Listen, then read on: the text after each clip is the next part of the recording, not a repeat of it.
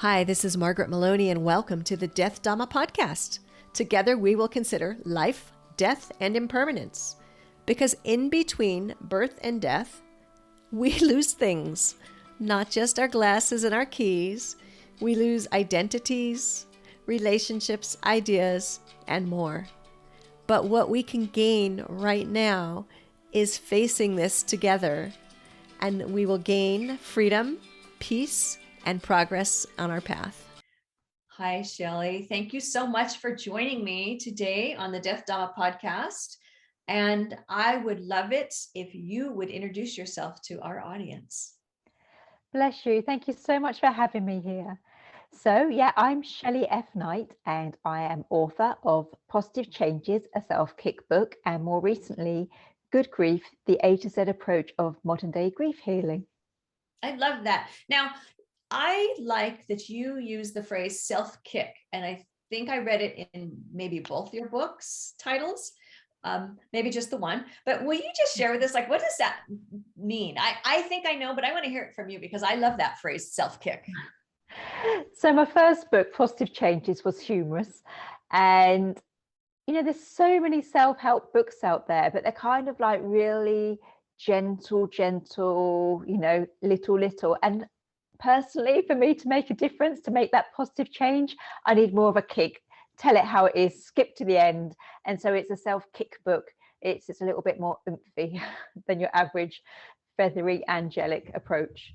I love that. So when I hear you say that, I get this impression that if you are, working with me through your book, what you're doing is you're saying, hey, Margaret, come on, here's how it is. Here are some things to do. Get up off your tailbone and get into life, or something like that. Is that fair? Yeah, absolutely. It's like, stop looking backwards. You're not going that way. Keep going forwards. The best is yet to come. There you go. There you go. And see, I think that's a theme that I want us all to be, I want to say we can all relate to, but you and I both know that isn't true. Otherwise people wouldn't need to talk to us or hear from us. So I will say that is a theme and a goal that I would love to see everyone who's gone through difficulties embrace, because the thing happened, whatever it is, the loss has happened. And now here we are. And so here we are. And perhaps you can share what led you to be the person who is helping us with this self-kick. What brought you to this place?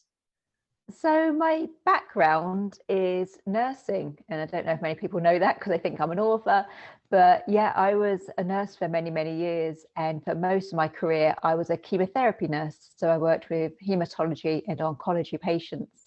Mm-hmm. And when I started my nursing degree, even before going into like the oncology branch, I believed I was going to a career of healthcare. You're there to make people healthy.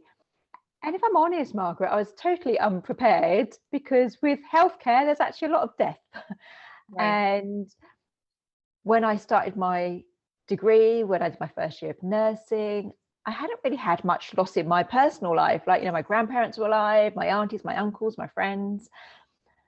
But with the most, I don't know, strange synchronicity or strange timing, as I started to experience loss of my patients in life, it started to have this ripple effect in my personal life. Like, then my grandparents did all die, then two of my aunties died, a friend took his own life, and things like that.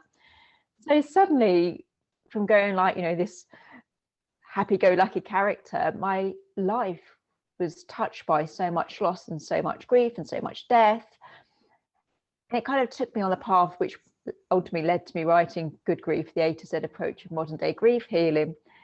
And I think my whole message for the book, really, or the one thing I'd love to get across, is that when we talk about grief, people always think it's death of a loved one. And it's not just that. That's bereavement. Grief is the loss of anything with which you have an emotional connection. So it could be like your health, relationships, a dream, self-confidence, direction, even like sense of control, like with the pandemic, you can't go to work, you need to do this, you can't do that. Mm-hmm. So to me, grief is the loss we have in life without a natural death. Thank you I really appreciate you spelling that out. And that is absolutely what we want to investigate on this season of the Death Dhamma podcast, is what about these? And I call it sometimes like the small deaths, the little deaths, because they're not the death of a sentient being that we're close to, but as you said, they're the death of something that I'm going to throw in the word attached, something that we're bonded or attached to. We thought something was going to be a certain way. And now as I hear you say that, I'm envisioning there you were, and you came from nursing school into your nursing practice, and you hadn't yet hit the big death, the big D.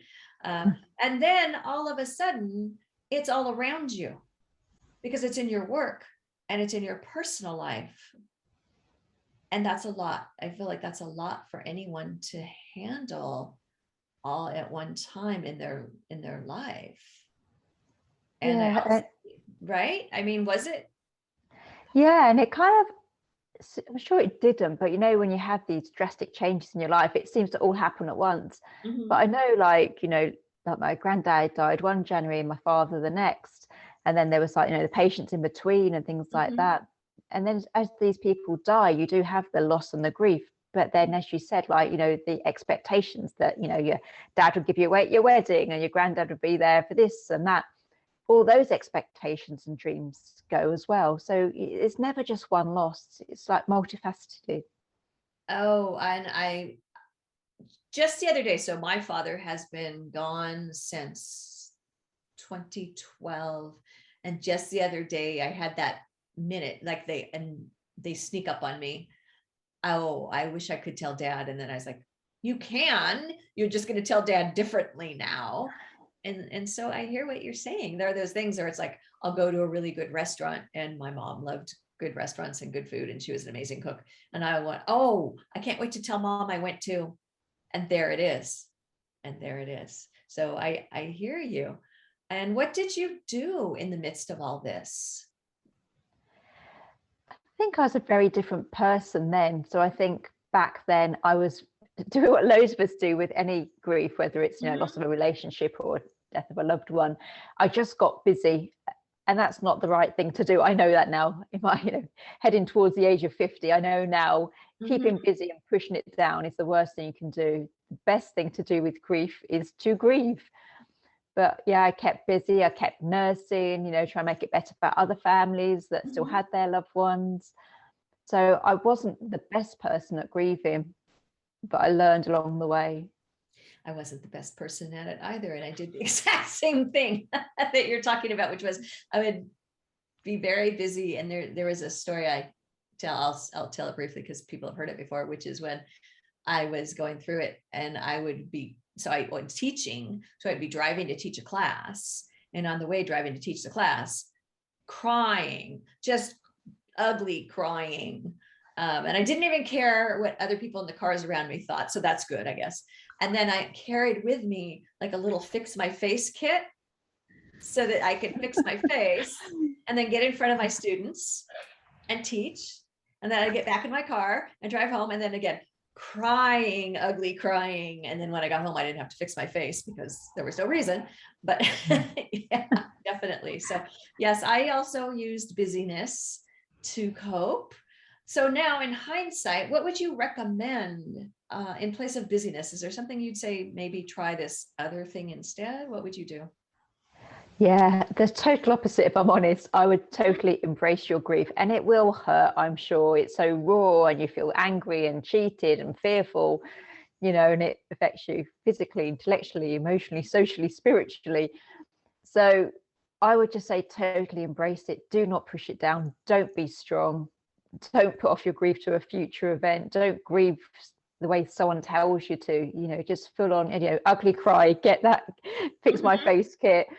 But I always say, just in life, even if you don't think you are grieving, I think everyone's grieving for something personally, but if you are going through a grief process, I would sit in silence every day for 10 minutes. And I think that's a good thing to do in life anyway, because we do keep busy and we keep filling the silences. And it's just, I want people to get comfortable feeling uncomfortable. Sit every day, 10 minutes in silence, phone away, people away, and see what comes up for you and tap into that. I think it's so valuable. Don't suppress your emotions. So you mean I can't turn it on and off like a faucet? That's what I wanted to do. So I had to. So yes, one of my experiences of loss was, of course, definitely, as you already mentioned, like that loss of the feeling of control. So there was part of me that I wanted to be able to kind of turn it on and off like a faucet. A challenge I had, I want to hear if you've encountered this in others. A challenge I had was when I had time to cry, I couldn't cry. And so then I had to release. Have you seen that in anyone else? I've seen it in me. So, even with the loss of like my grandparents and, my friends and things like that, my husband and I have been on I want to say awful, but, I believe in life lessons, things happen for a reason, but an awful fertility journey. So we've had many, many miscarriages, and you try and create that silence and that sort of dealing with the loss before you try again kind of thing. And you sit there and you're almost like trying to do like the breathing, getting angry, watching a weepy film, all the things you can do with grief. And it just doesn't come because it's not natural. You just think, quick cry before the kids come home from school, quick cry before I go to work. And it won't be. It'll be those random moments when you're in the supermarket, when you're driving, a certain, a scent will come up or a tune on the radio. Those are valuable. It's just like, I call it like the grief tsunami. Like, it doesn't come when you force it, but it comes in this massive wave when you least expect it, years after the loss. What a perfect term, the grief tsunami. And it's like, so as you say that, I'm visualizing it, and it's like I'm on the beach, but I didn't notice that the water receded, and so bam, the tsunami comes. Yeah, you think you've got, again, control, you think you've got it, you think you've nailed it, but we're spiritual beings, we're not predictable. It can happen at any time. Yeah, sometimes I say humans, we're just random. We're random critters. We want to think that we're not, I mean, I think there's some things we do that are predictable. Like, I suppose people listening to you and I talk, someone who knows you listening to this, we go, yeah, Shelley, I knew you would try to power through it. And definitely people who know me would be like, yeah, Margaret, we knew you'd try to power through it. How did that go? So in some ways we're random, and then I guess in some ways we're not. But maybe the people who know us wouldn't have foreseen that we would have tried to bring this topic to people, you doing it in your area and me with my group of people. So maybe that's a random thing that has happened. Now, you mentioned that we could all be experiencing and grieving a loss at any time. And in fact, I don't want to put words in your mouth, but I think what you said is you believe that we are, that most of us are. And would you teach me a little bit more about that? Yeah, so in Good Grief, the A to Z approach to modern day grief healing, it's not purely about grief as in, the death of a loved one. And I talk in there about mini deaths. And in it, I say that when we go through life, we're experiencing mini deaths frequently. So it is sort of, like I had loss of pregnancy, but I've also had loss of finances, health, home, relationships. So these are all like mini deaths. These are all, I suppose, bite-sized grief experiences. And I think it happens. I think we sign up for life lessons, and this is why we have love and loss. But I think when we're experiencing these mini deaths, the broken relationships, the loss of confidence, the loss of health, whatever it is we're going through, it's like a resilience tool that we're learning gently what loss feels like. And that resiliency, what I've learned is that the resiliency is what makes a difference in how we move forward. Many of us, maybe perhaps even any of us. And is there something you've observed with these mini deaths where we can use them to help us become more resilient?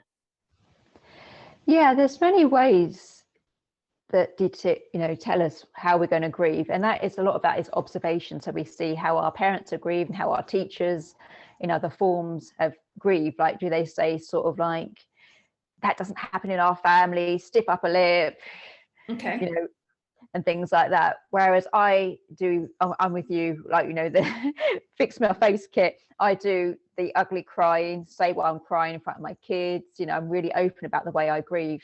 Mm-hmm. So that's one way we can do with it. But there's so much research beyond what I've observed. And it shows us that, I want to take you back to like Viktor Frankl, who I studied my nursing degree. He said that we don't suffer from suffering alone. We only suffer when there's no meaning. And that's a real key thing in resilience, that if we can find a reason why has this loss happened and a new way forward, we make such good grief recovery. There's other research, like widows, if they smile in the first 3 months after their loved ones died, they make a better recovery. There's all these weird and wonderful research things. Wow, that's interesting. Yeah, and there's loads of good grief, tools out there. And it is about looking how far you've come, looking when you've gone through difficult things in your past. How did you come through it? What are the patterns? And so people, I don't know what it's like for you, but here in the UK, it's a bit strange grief, which is why I really want to write a book about it. Because when a loved one dies, they say, well, that's it, your life's over, you're never going to get over it. You've got to grieve for the rest of your life out of respect, and all these bizarre things. But then there's that other side where if you're still crying 3 months later, they say, pull yourself together, it's been quarter of a year. That's what I'm saying. Don't listen to how other people grieve. If you feel okay, snotting and crying, if you feel okay to book a holiday and move on, do what's right for you. Trust your intuition, know your grief, know yourself. Again, look at the tools that have got you through life so far, because you have 100% success rate today. That's beautiful. Okay, so I'm over here in the United States, and so we're your naughty cousins, right? So although I don't think the UK is grieving the loss of the US anymore, but that was before you and I. But so yes, over here, your naughty cousins. I think sometimes we have a similar attitude. So it's interesting to share that cultural thing about. On the one hand, some people expect you to never be okay, big picture in your life, but then at about the 3-month mark, they expect you to get over it. So I'm not really sure what those two things mean to people, other than I think get over it means stop talking about it in public, be okay. We don't want to see you be sad. But then I think there's that big picture. But by the way, you should in some way always be sad. Perhaps maybe something I've felt was a wave of, what are you doing living a full and meaningful life? How dare you? Does that make sense? Yeah, that is the absolute nail on the head. It is like that. The thing is that people always judge you, don't they? Whatever way you grieve, whatever choices you make in life, someone's always going to judge you rather than look at their own life. But there is that sort of thing, what would they think? And I think on a soul level, the person that's died would totally be like, please carry on living your life. My background. Stop carrying me around. Yeah, my background's nursing and working at end of life. And so, I'm just with this mindset that if you're still alive, that's a privilege, denied to many. So we shouldn't have that survivor's guilt. We should, just think, look at our own mortality and really live. That was kind of a mantra I used to use for myself some days. I had a couple of them, but one of them was, I'm not the one who died. That was definitely something I carried with me. It's like, I'm not the one who died, because, and the judging thing, definitely, because people have opinions about what we should do. And then I have found myself after the fact having opinions about when I thought I was helping other people through it. And then I had to realize, like, oh, Margaret, you need to not be judgy about how this person is deciding to handle their grief. You just need to listen to them. So yeah, that built-in the judgy gene. I found I carry the judgy gene. And so that was a good opportunity to learn. And, and you talk about the finding meaning. Sometimes people will say, when you go through something difficult, loss of a job, a miscarriage, financial downturns, people will say that everything happens for a reason. Do you think when somebody says that is helpful? Where does it become helpful to find the meaning? Maybe is a better way for me to ask you that. Yeah, I think when you're finding the meaning, the clue is that you have to find the meaning. It's not someone else's opinions. Ah, okay. I mean, you need to know what's important in your life, what lights you up, what will get you out of bed in the morning. Ultimately, why are you here? You know, what are your interests? What are your dislikes? You know, meaning shouldn't come from someone else saying, you need to move on, or it was only a job, or the child wasn't meant to be. I mean, as I said, I had many miscarriages before completing our family. And people say the most bizarre things, almost rude, you know, like, I think it's hard when you have miscarriages. Obviously, I would say that because that's been my journey. But Right. people say things like, oh, well, it obviously wasn't meant to be, or just make another one. Most bizarre comment was when someone said that someone's been constipated for 2 weeks. That was their response, like, oh, did I tell you someone's been constipated for 2 weeks? You know, naming no names. And I was just like, really? As if that's on the same level. Yeah. And it's, you know, maybe it was their loss of health. Maybe it was all, you know, equal on some strange way. But yeah, people, when you're searching for meaning, it has to come for you. What lights you up? And, you know, that when that judgy gene comes up, dismiss it. If it doesn't sit right with you, dismiss it, you know.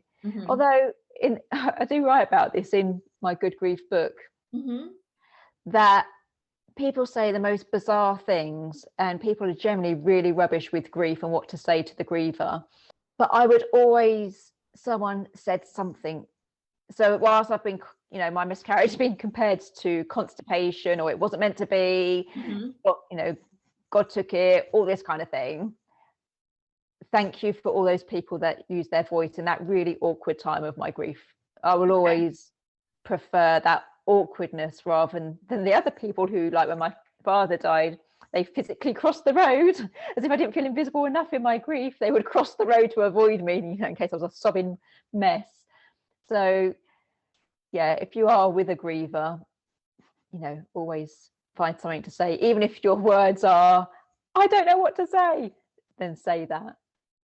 Those seem like really good words, because as you're speaking, and I'm you know, and I'm thinking of things. And I know in the past, before I learned more about grief and loss, that I was really awkward, and that I could look back and I know I regurgitated some of those trite sayings that, you know, I just want to go back and slap old Margaret and say, stop it.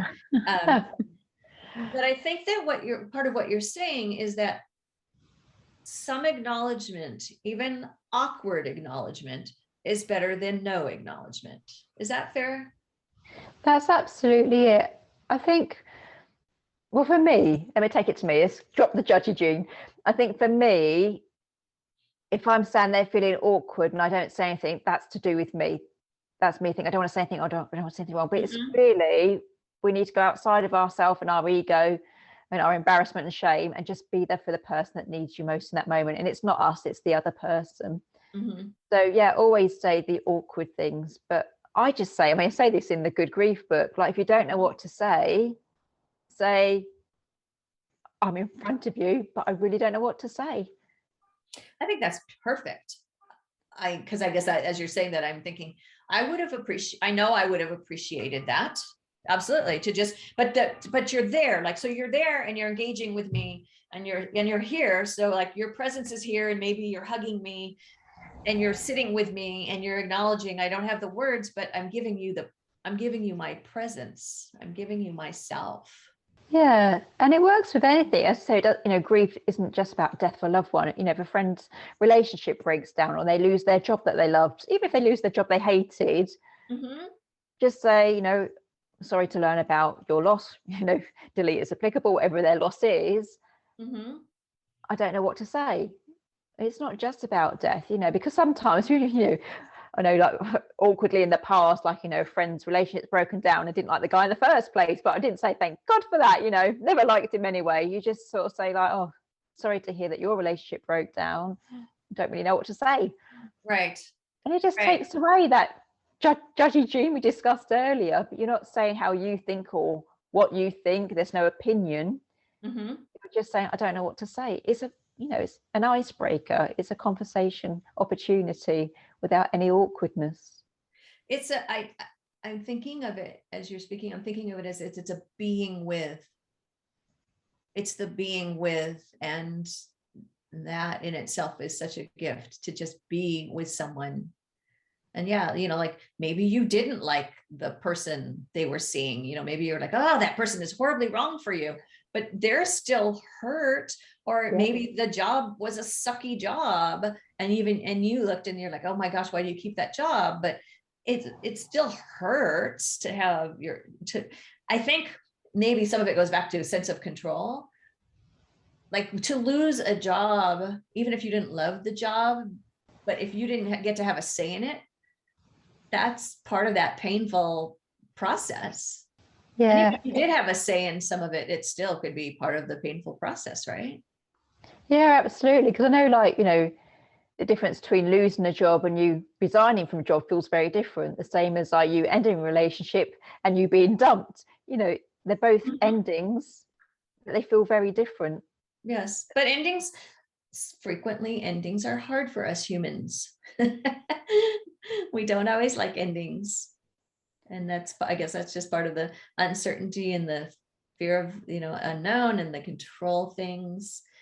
Let's go. I'd like to kind of pull back on I want to come back and pull on the thread of meaning, of finding meaning. And because you were talking about how if somebody was able to smile or laugh in the first 3 months after a loss, or find a meaning in a loss, that helped us become more resilient. I'm paraphrasing, so hopefully I'm expressing that correctly. And so what are some steps you would recommend to help somebody get to that place of meaning? So like I said earlier, the 10 minutes a day, sort of sitting with you, learning what comes up for you. Throughout my life, despite the anger and the fear I've had with losses, I've always found something to believe in. And I think that's key. I mean, ultimately in life, you should always believe in yourself. But, if you want to believe in a faith or a religion, God, Allah, whatever you want to believe in, find something to believe in yourself to start with, but something beyond yourself. And maybe for you, it's a sense of community, volunteering, joining a church, a sports group, something, but just connect to something bigger than yourself. I think that's really important, because we get in our own way in life, don't we? We're often our own guilty block. So I think 10 minutes with yourself, so you discover who you are and what's coming up, connection to yourself or something bigger than yourself. I would look at where your mind wanders in those peaceful moments, like, are you sitting there and you're working as a teacher, but your mind wanders off to be an author? Find out where your mind and your heart wanders in those quiet moments when you allow it. And is that how your mind wandered off to be an author? So one of my miscarriages was like quite far on compared to the others, and I'd been documenting that pregnancy, and even after the loss I still was writing. And then I had another awful pregnancy. It's kind of a happy ending, because we have Daisy, who's now 7, but she was one of triplets, or certainly twins. And it's in all these losses and these really challenging times that I would write, I would journal, kind of unaware of it. That's what I'm saying, like, look where your mind goes. But later on in life, I came to realize that I write when I'm stressed, I write when I'm heartbroken. And so, that's where my mind and heart would wander. Oh, I see. So you found this pattern, if I can say it that way, of this is what's writing is helping me.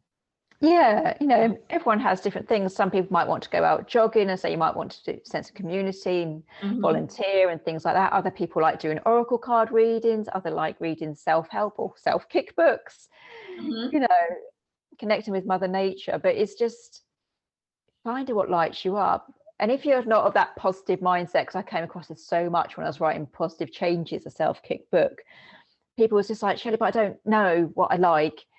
Then look at what you dislike and get rid of it, because you're still take that off the list. Yeah, exactly. It's toxic positivity. I think it's got to be brilliant, but you're not feeling brilliant. Then look at your life and look at what you don't like.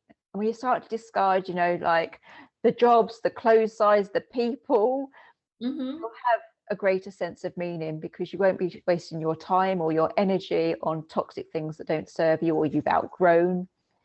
So just, keep going. Whether you do it from like finding the likes or get rid of the dislikes, you will get there. You will. Because that's going to give you the energy. I really appreciate that, getting rid of the dislikes, because I as you do that, I'd like picturing like actually the clearing away, right?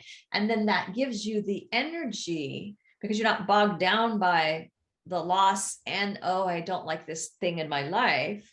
You're freeing up space to be filled with something you do like, or noticing something you do like. Yeah, no, I believe in that. I honestly believe when we let go of something better comes in. And I'm a bit of a decluttering addict. I do make my family quite nervous. Like, have you played with that toy in the last 6 months? You know, I just like to get rid of stuff, you know, like even earlier on today, my son's a little bit gutted because I bought this really luxurious car earlier this year. But then it costs a fortune to run. I've just landed a new job where I walk to a local place of work, so I don't use it. So I thought, well, I'll get rid of it. You know, I'll have more money every month. It's better for the environment, all these kind of things. And it is just getting rid of things that are no longer of value to it. And that might be a boyfriend in your relationship. It might be a posh car you can't drive. You know, just keep doing it. Clothes that no longer fit, you know, how you want to feel or how you want to be or your body shape. Get rid of them. You know, just sell it, donate it, recycle it, something. But even, you know, if everything seems a bit overwhelming, I think, Shelley, you're a bit energetic for me, love, if I'm honest. Start with your emails and just declutter your emails. You know, are you ever going to buy that product from that person? If not, unsubscribe. You know, it's just the little things in life, whether you're getting rid of an email, a car, a relationship. I honestly believe when you let them go, you show the universe you're ready for more, and positive things fill the void. That makes sense. I'm picturing like all these little like tethers and things hooking in as you're talking about them. Like, you know, there's the bunch of emails and that's a hook. And then there's the email that comes from that company where you think you want to buy that cashmere sweater, but you're not going to. There's a hook. Yeah. And, maybe some negative relationships, there's a hook, and all these things hooking on you, like, you know, tying you down. And we don't want that. And you're right. And when we cut those tethers, we are free. And then, like you said, something can come take the space. Do you think that, so you went through, so, you know, you went in and you became a nurse, and then all of a sudden you're dealing with death on the job and death in your family, and you're really getting, you know, a full-on introduction to loss. And then, you know, you move forward in your life. And do you think that you have some certain approaches that you live now, that you use now in your life to be prepared for either the mini deaths or the big deaths? Do you have like a philosophy or way of living? Yeah, so when I was nursing, as I said, personally, I had lots of death and loss as well. And I started to realize through many stories, many patients and many losses, that we are more than our physical body. We're not just here to suffer. You know, we are here for life lessons for ourselves, for, you know, a connectedness, like the universe, whatever you want to call it. And so I started to see shifts as people were dying. And so I'd be aware like of temperature changes, energy changes, skin changes, like the non-verbal would then start talking to loved ones who had passed many years before. So I had a lot of lessons while still nursing. But then with my own miscarriages that were happening and my losses in my personal life, as I said, like, you know, you go through life and you'll find things that work for you. And for me, it's spirituality and writing. And so I started writing and things like that. So I went in clinical. I've kind of come out spiritual because I think we are more than our physical body. We're here for a reason, even if that reason really hurts us at times. But I tend to live my life. I believe we can have a good death, and people think that's like an oxymoron, but I honestly believe we can have a good death. But the key to having a good death is having lived a good life. And so, as I said earlier, being alive is a privilege denied to many, even whatever you're going through right now, whether you've got, you know, a loved one dying, a relationship's broken down, loss of health, whatever it is, you know, you are alive. So please try and search for the positive in that. Mm-hmm. But what I saw from my nursing career, whether it was males, females, rich, poor, end of life or second chance at life, there was always like these 5 life lessons. I don't want to say regrets. I want to say they're life lessons because it's how I live my life. And they were really simple. Like the first one was always be happier. Okay. And it seems so simple, but I've come to realize that at the end of our life, the little things were the big things all along. So when I tell you today to be happier, we can all relate to this.